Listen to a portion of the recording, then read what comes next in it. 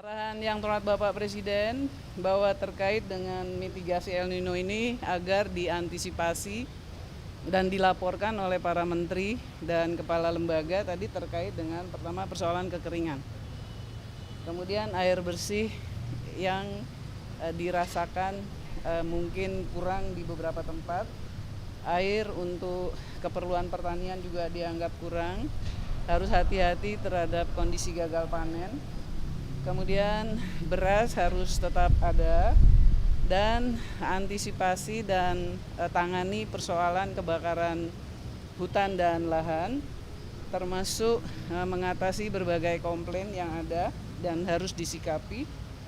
Kemudian Bapak Presiden meminta BMKG menyampaikan ramalan cuaca dan proyeksi-proyeksi ke depan.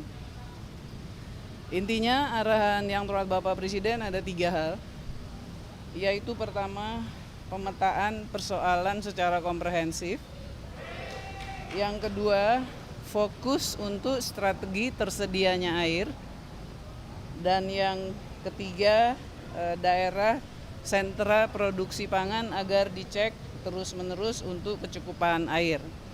Dari rapat beberapa menteri melaporkan, tadi Menteri PU melaporkan bahwa dari kurang lebih 114 danau, kemudian 323 situ ramo maupun embung, itu kira-kira antara 60-80% masih efektif, jadi masih bisa teratasi. Kemudian nanti BMKG ada ibunya, kemudian ada juga terkait dengan pangan nanti Pak Wamentan yang menyampaikan. Saya ingin bersama BNPB dan BRIN melaporkan kepada kawan-kawan tentang situasi kebakaran hutan dan lahan. Untuk hotspot, data per 2 Oktober dengan peluang 80% hotspot menjadi fire spot, itu angkanya di 6.659 titik. Kalau dibandingkan dengan tahun 2015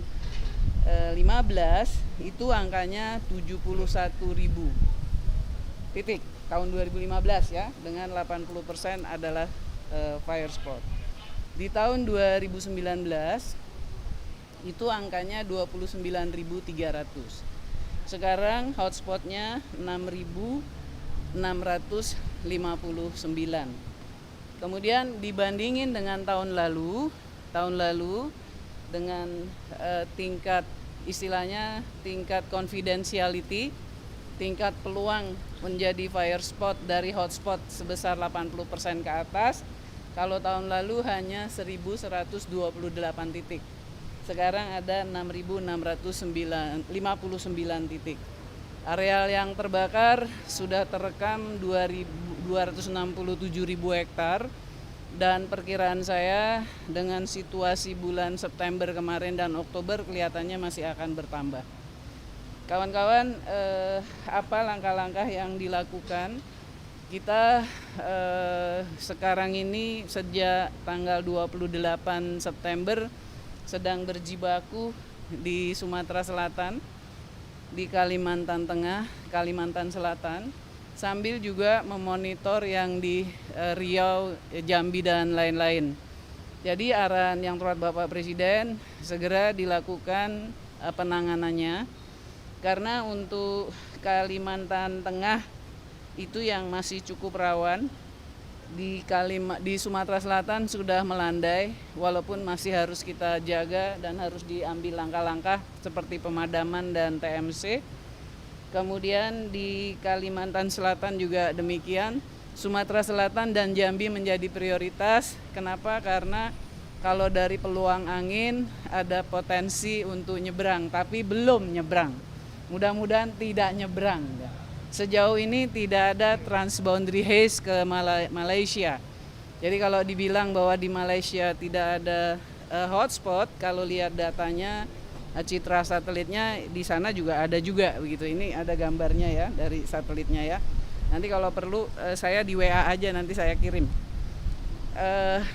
Langkah lain juga tadi dilaporkan oleh Pak Kapolri, penegakan hukum sudah ada penetapan tersangka dan lain-lain. Dari KLHK sendiri sudah ada 144 perusahaan yang mendapatkan peringatan dan sudah ada 23 perusahaan yang disegel pada areal yang terbakarnya, antara lain di Kalbar, Kalteng, dan Sumsel, dengan PMA yang berasal dari Singapura juga ada, Malaysia juga ada. Itu dari saya persilakan Ibu Prof. Rita, dan setelah itu Kepala BNPB, Kepala BRIN, dan Wamentan. Silakan Prof. Rita. Izin. Terima kasih. Assalamualaikum warahmatullahi wabarakatuh. Rekan-rekan media, yang perlu kami update adalah bagaimana perkembangan kondisi El Nino. Jadi sesuai hasil prediksi, puncak El Nino itu bulan September. Namun tadi kami juga dari data satelit yang terkini, kita melihat Oktober ini nampaknya belum turun. Jadi puncak ini masih bertahan, diprediksi sampai akhir Oktober. Dan bulan November mulai terjadi transisi dari kemarau ke musim hujan. Jadi sebenarnya El Nino-nya masih akan berlangsung, diprediksi dari moderat sampai akhir tahun dan melemah di bulan Februari-Maret dan berakhir di bulan Maret. Artinya masih cukup panjang beberapa bulan ke depan. Namun alhamdulillah, karena adanya angin monsun dari arah Asia sudah masuk ya, ini mulai November. Jadi kita akan insya Allah mulai turun hujan di bulan November, artinya pengaruh El Nino akan mulai tersapu oleh hujan, sehingga diharapkan kemarau kering itu insya Allah berakhir secara bertahap. Ada yang sebelum November, tapi sebagian besar mulai November. Ada yang lebih mundur lagi. Dan untuk itu masyarakat dimohon selama bulan Oktober ini kondisinya masih kering, maka tidak dibakar pun bisa terbakar. Jadi jangan mencoba-coba untuk atau dengan sengaja atau tidak sengaja untuk mengakibatkan nyala api, karena pemadamannya akan sulit untuk dilakukan. Jadi hal itu yang perlu dilakukan, dan terima kasih kepada Ibu Bapak BNPB, KLHK, TNI, BRIN sudah melakukan TMC untuk mengurangi kabut asap dan mencegah transboundary haze. Terima kasih. Terima kasih. Terin dulu deh, masih ngomongin TMC, habis itu baru BNPB. Ya, terima kasih teman-teman. Jadi kalau kami dari BRIN, kami mendukung BNPB dan juga KLHK bersama BMKG untuk melakukan teknologi modifikasi cuaca sesuai dengan kondisi dan situasi ya saat diperlukan, baik itu untuk membasahi lahan gambut untuk mencegah kebakaran maupun untuk memadamkan api yang memang sudah terlanjur terbakar. Ya, selain itu juga untuk memenuhi bendungan kalau ada kondisi bendungan yang oleh PUPR ya Pak Basuki itu dirasa sudah mulai turun drastis, misalnya kita akan melakukan TMC tentu dengan syarat bahwa pembentukan awan itu memang sudah terjadi gitu ya. Jadi karena TMC itu kan sebenarnya teknologi untuk mempercepat ya awan menjadi hujan gitu. Jadi syarat itu yang makanya kita mulai hari ini, nanti mungkin disampaikan Pak Suharyanto BNPB, mulai hari ini tim kami sudah siap di belakang BNPB dan bersama BMKG untuk melaksanakan TMC ya, baik tadi yang disampaikan di Jambi, Sumsel maupun di Kalimantan ya. Terima kasih. Terima kasih rekan-rekan media. BNPB terkait dengan El Nino ini melaksanakan 2 garis besar kegiatan dalam rangka mengatasi kebakaran hutan dan lahan. Kita yang pertama adalah mendukung pelaksanaan operasi darat dengan memberikan perlengkapan kepada Satgas Darat ya, seperti pompa, selang, APD, kemudian juga sepeda motor yang sudah dimodifikasi untuk bisa memadamkan, termasuk juga memberikan anggaran operasional bagi pemadaman oleh Satgas Darat. Kemudian untuk operasi udara kita kerahkan sejumlah 35 heli, yaitu 13 heli patroli dan 22 heli waterbombing. Kenapa hanya 35? Ini sudah dikerahkan dari seluruh Indonesia. Jadi seluruh Indonesia yang ada heli waterbombing dan patroli, ini sudah dikerahkan semua, jumlahnya ada 35 heli. Diatur strateginya sedemikian rupa, mana daerah-daerah yang kebakarannya besar, ke arah sanalah heli waterbombing diarahkan. Jadi ada 6 provinsi prioritas, yaitu Kalimantan Barat, Kalimantan Selatan, Kalimantan Tengah, Sumatera Selatan, Riau, dan Jambi. Itu menjadi 6 provinsi prioritas kebakaran hutan dan lahan. Tetapi tentu saja di provinsi-provinsi lain juga ada kebakaran, ya, seperti ada beberapa gunung yang kebakar, ada tempat pembuangan sampah, itu pun menjadi sasaran kita untuk pemadaman.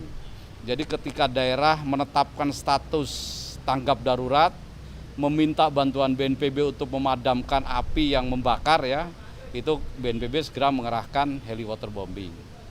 Kemudian teknologi modifikasi cuaca, per hari ini BNPB sudah melaksanakan 244 kali dengan jumlah garam yang sudah disebar adalah 341.580 kg. Sudah hampir 2 bulan terakhir TMC dilaksanakan terus-menerus. Di Riau, Kalbar, NTT, Jawa Barat, Jambi, DKI Jakarta, Kalsel, dan Sumsel. Artinya di 6 provinsi prioritas Karhutla ini semuanya dilaksanakan TMC. Tentu saja dalam pelaksanaan TMC kita selalu mendapat arahan dari Ibu Kepala BMKG. Nah, berdasarkan pertumbuhan awan, tadi Ibu Menteri KLHK sudah mengatakan yang agak berat adalah Kalimantan Tengah dengan Kalimantan Selatan, maka di hari-hari ke depan ini akan kita laksanakan bekerja sama dengan BRIN, yaitu Jambi, Kalteng, Sumsel, Kalsel, dan Riau. Mungkin seperti itu, terima kasih. Baik, terima kasih. Yang dapat kami laporkan sesuai arahan Pak Presiden mengenai situasi pangan terakhir, komoditas pangan kita. Sementara ini sangat cukup baik sekali walaupun ada beberapa penurunan produksi, utamanya di sektor tanaman pangan yang sangat terdampak sekali dengan adanya El Nino dan musim kemarau yang lebih panjang dari perkiraan sebelumnya. Cuma situasi peternakan, perkebunan kita, pertanian kita, baik itu tanaman pangan maupun hortikultura, sementara ini cukup baik sesuai arahan Pak Presiden. Adapun penurunan produksi beras coba kita atasi sementara ini dengan melakukan kegiatan impor sebagai salah satu bentuk cadangan pangan, CBP, cadangan beras pemerintah. Jadi untuk menekan harga di pasar, kita coba siasati dengan membanjiri produk. Mudah-mudahan ini cukup efektif kita lakukan, bersinergi dengan kementerian lembaga lain, utamanya Kemendak, juga dengan Bappenas. Demikian, terima kasih. Udah ya, cukup ya. Terima kasih banyak ya kawan-kawan. Mau nanya Pak Wamentan.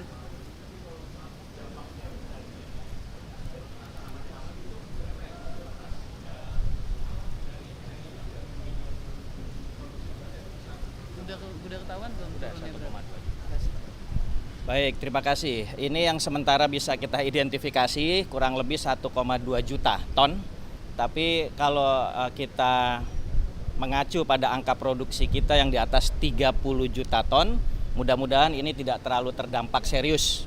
Pemerintah tentu saja telah mengambil langkah-langkah strategis dengan menyiapkan cadangan beras pemerintah yang tadi kita sampaikan di awal.